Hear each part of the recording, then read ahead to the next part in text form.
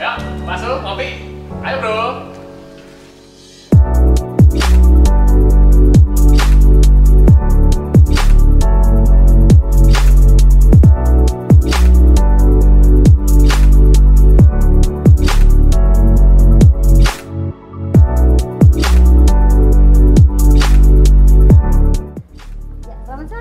Sore, Yanti. Boleh nih kenalin dulu deh, mungkin teman-teman yang di rumah atau saudara-saudara yang di rumah belum terlalu kenal dengan namanya Mas Bayu. Oke. Namanya siapa Mas? Saya Bayu Virgan, wilayah Getsemani. Oke, kesehariannya, pekerjaannya? Saya punya usaha rame-rame sih sama keluarga. Namanya Cafe Omastia. Lokasinya di Jatiwaringin. Kita di situ tempat nongkrong sih, ya pengennya gaya anak muda lah, biarpun udah pada tua, tapi semangatnya muda terus gitu, buat ngopi gitu. Oke, terima kasih Mas Bayu sudah datang di sini untuk ngobrol-ngobrol nih, berbagi sama saudara-saudara di rumah mungkin ya. Nah, pertanyaannya nih, ada yang mau ditanyakan, bisa jelasin nggak sih Mas Bayu, gimana sih Oma Setia itu dibuat gitu, maksudnya gimana sampai terpikir untuk mendirikan Oma Setia? Jadi ceritanya sederhana ya, kebetulan kita ada tempat di Jalan Setia itu, terus kebetulan tempatnya kosong, terus Ibu Bu Triatno sama Bapak bilang, ya kita bikin usaha apalah biar kepake lah tempatnya, nggak kosong, nggak sepi gitu. Jadi ya udah kita konsep sama teman-teman, jadilah tempat nongkrong tadi Oma Setia, kita kasih nama. Kenapa Oma Setia? Karena Omah di Jalan Setia gitu ceritanya. Omah itu kalau nggak salah rumah ya? Omah rumah dalam bahasa Jawa, betul Mbak. Nah, tapi filosofinya bisa luas. Rumah buat yang setia gitu. Kalau ngopi di Oma Setia, setia sampai kapanpun gitu, filosofi bisa panjang. Wah, gitu. Keren banget ya, baru tahu sebenarnya aku. Seperti itu filosofinya. Gitu, sungguh sangat bagus. Nah, kira-kira kapan sih berdirinya, Mas? Berdirinya udah masuk 2 tahun sih. Jadi kita bulan Mei 2019 itu dekat dengan ulang tahun Bapak Triatno. Kita resmiin, kita ada syukuran, bukan syukuran sih, doa bersama lah. Nah, abis itu kita mulai beroperasi, buka di bulan Mei 2019, gitu. Jadi udah 2 tahun, hampir 2 tahun ya. Lumayan ya, sudah 2 tahun. Udah berapa banyak karyawan yang ada? Jadi awalnya sempet bisa hampir 12-an orang lah. Cuma memang kemarin begitu masuk ke pandemi COVID, pelan-pelan berkurang. Ada yang resign. Terus jadi 12 itu masuk part time ya, nggak semua full timers. Nah, yang part time kita kurangin, kita nggak panggil dulu karena memang kebutuhan part time-nya berkurang karena turun banyak banget lah jumlah pengunjungnya gitu. Sekarang sih tinggal 6 orang tinggal 6 orang. Nah, tapi kadang-kadang ada part time juga 2-3 orang, jadi kalau ada part time bisa 8 gitu. Ya kurang lebih segituan sekarang. Nah, sekarang nih kondisi bisnis di Oma Setia, khususnya nih 1 tahun, sudah 1 tahun lebih terakhir ini lah ya. Ada dengan adanya COVID, kira-kira kayak gimana Mas kondisinya? Ya kayak mungkin sama semua ya, industri dan usaha makanan, ya nggak cuma makanan lah, pasti kena dampak.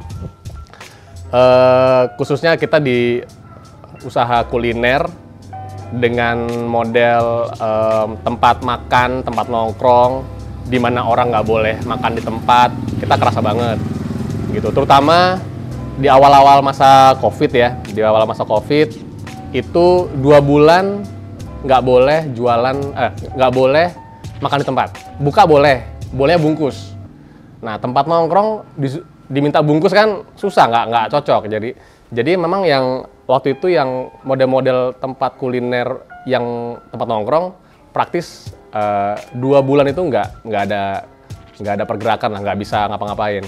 Nah, kita jualan ya terima orderan online ya, GoFood atau GrabFood. Cuman ya volumenya memang nggak di situ, volumenya di yang makan di tempat gitu. Nah itu 2 bulan. Jadi dan itu pas banget momennya lagi bulan puasa. Kita harapannya kan kalau nggak ada COVID bulan puasa tuh rame kan, tempat buka bareng ya segala macam. Nah itu momennya pas itu. Jadi 2 bulan, kemudian sampai habis lebaran, 2 bulan itu benar-benar nggak boleh makan di tempat. Nah itu benar-benar kita ngerasain nggak ada, bisa dibilang minus lah, minus. Jadi untungnya masih ada tabungan dari bulan-bulan tahun sebelumnya, masih ada tabungan. Jadi operasional masih kebayar, gaji karyawan, bayar listrik gitu. Tapi saya udah sempat announce juga ke karyawan, ini kalau 2 bulan sampai 3 bulan masih nggak boleh makan di tempat, ya akan ada action untuk ngurangin bukan PHK ya, maksudnya ngurangin biaya mungkin setengah gaji. Maksudnya pelan-pelan apa nih, dalam artian tabungan udah mau habis kan, kita mau siap-siap yang terburuk lah gitu. Puji Tuhan bulan ketiga sudah boleh makan di tempat, jadi PSBB relaksasi, boleh makan di tempat akhirnya, tapi dibatasi 50% pengunjung. Nah itu udah lumayan operasional ketutup lah. Kita nggak ngomongin ada lebihnya, pokoknya karyawan bisa aman, listrik kebayar segala macam masih kebayar gitu. Kemudian itu bulan ketiga ya, terus bulan keempat kelima sudah boleh lagi ada nikahan, ada lamaran. Nah itu kembali muter lagi lah. Cuman yang belum bisa normal, kenapa? Karena sekolahan sama kampus masih libur. Jadi praktis banyak customer kami yang dari segmen itu gitu. Nah itu belum balik kan. Tapi puji Tuhan ya 4 bulan pasca COVID itu udah positif lagi lah. Biarpun nggak banyak ya, tapi masih bisa hidup lah sampai sekarang gitu sih. Bisa berjalan lagi puji Tuhan. Jadi 3 bulan lah itu yang benar-benar minus lah, 2-3 bulan awal. 3 bulan awal ya? Iya, gitu. Luar biasa. Nah, kira-kira nih Mas Bayu sebagai seorang pengusaha sekarang. Pengusaha ya.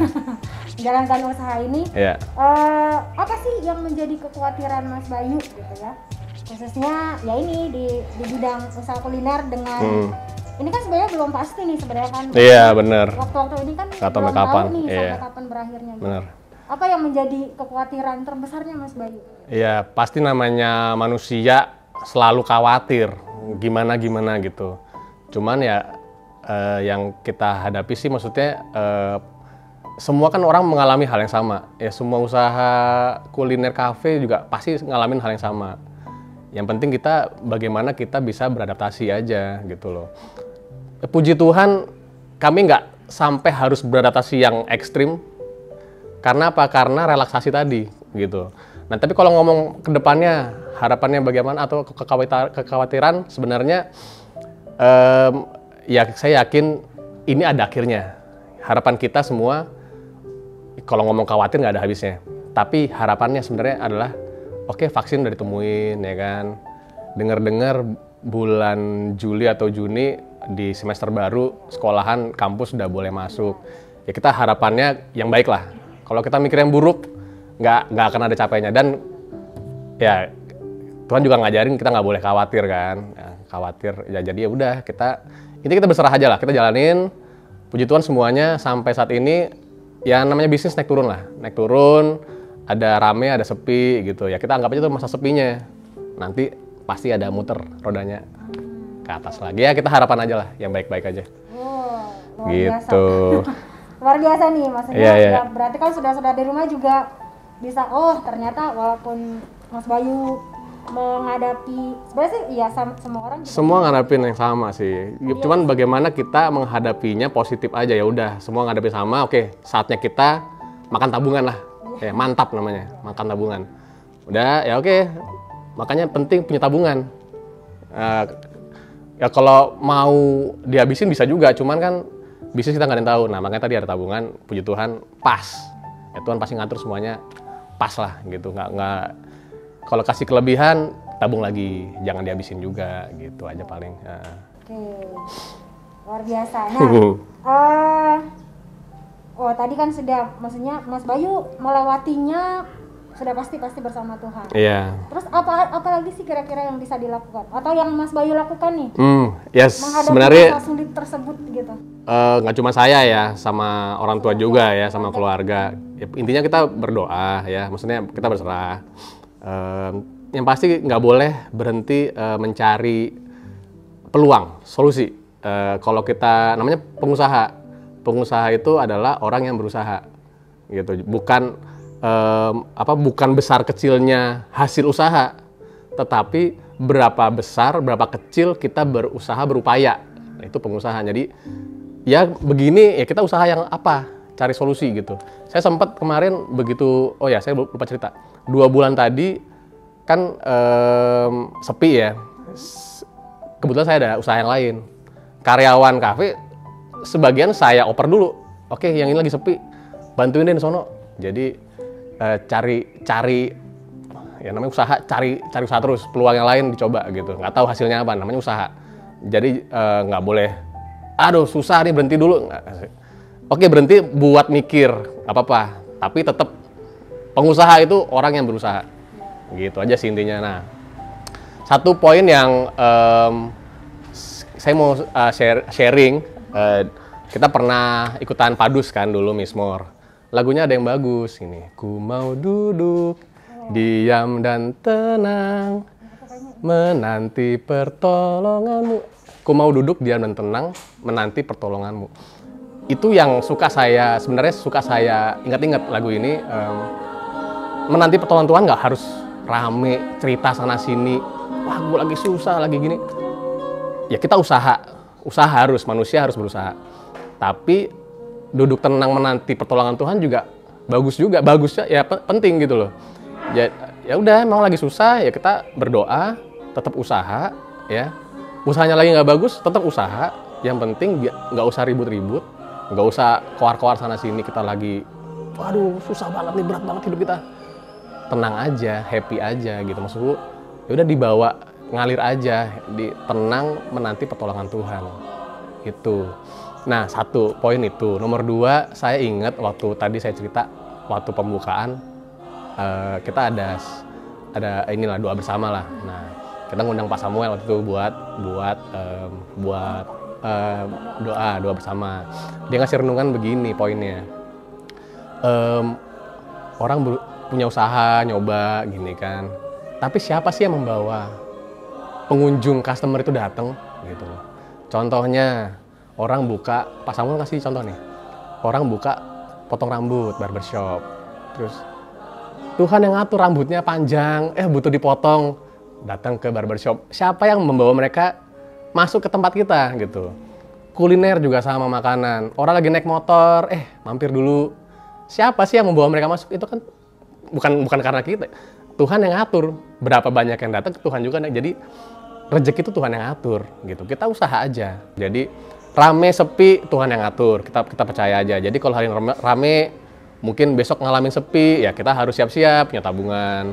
Jadi masa COVID ini kemarin nggak boleh makan di tempat 2 bulan. Nah, anggap aja lagi masa sepi, anggap aja begitu ya kita bisa ada tabungan kita pakai. Ya, harapannya pas lah. Kita yakin kalau Tuhan yang ngatur pasti tepat pada waktunya. Ya. Gitu. Tuhan menyediakan semuanya. Tuhan menyediakan semuanya.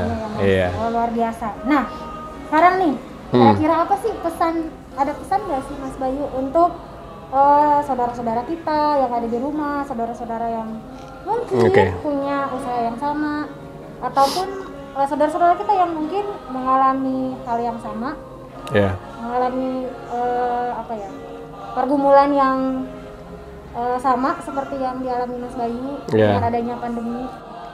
Ya tadi yang saya mungkin udah sharing tadi sebutin, namanya pengusaha itu adalah orang yang berusaha. Namanya pengusaha adalah orang yang berusaha, bukan berapa besar hasil usahanya, tetapi berapa besar usaha kita sebagai pengusaha. Ya, yang namanya pengusaha bisnis, ya kadang berhasil, mungkin kadang nggak berhasil, kadang rame, kadang sepi. Itu bagian dari usaha, ya kan. Tapi yang namanya pengusaha tidak pernah berhenti berusaha. Jadi kalau sharing saya adalah ya apapun yang bisa kita coba, kita hitung dulu ya, jangan cuma asal ada ide jalan, hitung dulu, semua mesti dihitung ya kan, untung ruginya, peluangnya kayak apa, lokasinya di mana, usahanya apa, itu mesti dihitung, maksudnya dianalisa lah ya, terus dijalankan. Kalau semua hanya menjadi analisa, tidak akan pernah menjadi usaha, karena harus dieksekusi kan. Nah itu namanya kalau kita berusaha. Jadi dicari minatnya di mana atau peluangnya di mana, terus baru kita hitung, kita analisa. Kayak apa sih ngitungnya? Sederhananya sih ngitung, misalnya mau jualan bakso ya, ya udah dihitung aja modalnya berapa, mau dijual berapa, mau dijual di mana, itu kan dipelajari dulu gitu. Terus dicoba dulu makanannya enak nggak? Ya nggak, bisa bikin bakso, rupanya taste-nya nggak cocok ya. Ini namanya bagian dari usaha tadi, trial segala macam dicoba gitu. Apalagi ya? Itu kali ya. Terus, ini saya juga mau sharing bahwa peluang banyak kita kadang dapat ide dari membaca. Saya tuh suka baca, kadang sampai jam 2, jam 3 pagi. Nyari hal, ya baca apapun. Ya entah baca bola, entah baca apapun ya. Tapi kan nggak setiap hari membaca yang kita suka doang. Ada hal-hal yang pengen tahu, saya masih cari-cari tuh ya. Apapun lah, belajar hal baru, ya baca nggak harus buku ya, bisa online segala macam ya. Membaca menurut saya masih menjadi sumber inspirasi, ide-ide baru buat saya untuk menggali peluang-peluang yang lain gitu. Jadi itu sih kalau saya, tentunya ya banyak berdoa, dan ini dalam artian berserah sama Tuhan. Tapi sebagai pengusaha kita harus tadi menyiapkan diri kita, belajar sebanyak-banyaknya, membaca sebanyak-banyaknya, supaya siap menghadapi kendala-kendala bisnis di kemudian hari gitu sih. Jadi intinya pokoknya harus siap, terus berusaha dan berserah itu ya, itu nomor 1 sih ya. Cuman harusnya orang GKJ udah tahu semua ya kan, harus berserah, tapi berserah dan berusaha ya, itu penting banget sih. Bekerja dan berdoa ya, oke. Tadi berserah. Terus berusaha, iya. Ya benar. Terus berusaha, iya. Dan percaya dan berserah sama iya. Benar. Wow, luar biasa nih. Nah, sekarang nih harapannya Mas Bayu sebagai pemilik yang menjalankan Oma Setia di tahun ini dan seterusnya gitu ya. Apa sih yang menjadi harapannya? Terus apa sih yang menjadi doanya? Ya harapannya tentunya kondisi pandemi segera berakhir, vaksin berhasil dan semua orang bisa aman ya. Itu harapan secara umum ya. Untuk bisnis ya harapannya dengan pandemi berakhir, tentunya bisnis bisa normal lagi, sekolah, kampus bisa normal lagi. Tentunya bergerak lah, semua bisnis bergerak, semua jenis industri, nggak cuma kuliner, hidup lagi, ekonomi membaik lah gitu. Harapan kita itu, kita berdoa pada Tuhan, semoga cepat berlalu dan kita bisa kembali seperti biasa, nggak perlu pakai masker kemana-mana ya, bisa ngobrol di mana aja kapanpun gitu. Itu untuk sih. Oma Setia sendiri? Oma Setia itu tadi harapannya supaya selesai, jadi bisa rame lagi tempat kita, bisa ngopi-ngopi, bisa banyak datang lagi. Iya. Wah, luar biasa nih Mas Bayu. Ya ternyata memang di masa, ya semua orang memang mengalami yang namanya pergumulan, apalagi di masa pandemi yang masih sampai saat ini masih sebenarnya belum selesai belum tahu kita akan selesainya kapan. Tapi kita sebagai orang percaya, kita yakin dan percaya bahwa ini pasti akan selesai ya. Pasti ada akhirnya, iya, pasti ada akhirnya. Akan berakhir gitu, dan semuanya pasti akan kembali normal. Semula, amin. Semoga bisa berjalan dengan baik. Iya. Ya. Terima kasih Mas Bayu. Terima kasih. Ya, mungkin hari ini segitu aja. Terima kasih untuk sharingnya. Sama-sama. Semoga sharingnya hari ini bisa menguatkan atau menjadi inspirasi untuk saudara-saudara. Oke, amin. Moga-moga ada gunanya. Iya. Dan semoga Oma Setia semakin hari semakin sukses. Oke, terima kasih banyak. Saya juga mau salam buat bapak ibu saya yang repot juga setiap hari bantuin. Jadi saya mau cerita dikit. Resepnya punya ibu, dia yang ngolah gitu ya. Nasi goreng kambing, ibu saya yang ngeracik. Ini resep Ibu Triatno, iya betul. Nah, purchasing manajernya Pak Triatno. Dia yang belanja ke pasar maksudnya. Luar biasa. Iya. Jadi rame-rame. Saya bagian jaga warung aja. Oh gitu. Oke, luar biasa nih keluarganya. Iya. Ya, mudah-mudahan bisa menjadi inspirasi untuk keluarga-keluarga yang lain. Oke. Terima kasih untuk hari ini. Makasih. Pada Yesus memberkati. Bye bye. Makasih semua.